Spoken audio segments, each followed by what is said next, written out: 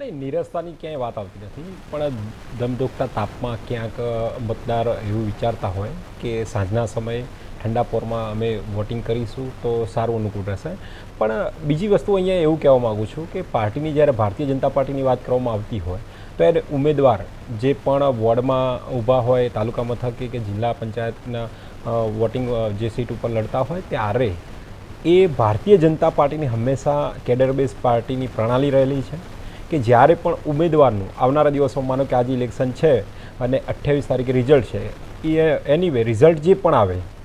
ચાહે આંશિક રીતે કોઈ મતથી એનું હાર થાય કા ભવ્ય એનો જંગી બહુમતીથી વિજય થાય, તો બીજા દિવસથી એ લોકોની વચ્ચે જે પણ એનું પરિણામ આવે એ સ્વીકારીને બીજા દિવસે લોકોની વચ્ચે જઈ છેવાડાના માનવી સુધી, ચાહે દલિત હોય, પીડિત હોય, શોષિત હોય, કેન્દ્ર સરકારની અને રાજ્ય સરકારની યોજનાઓ તેને મહત્તમ મળે, સારામાં સારા લાભ મળે અને સારામાં સારા યોજનાઓનો લાભ એ લે,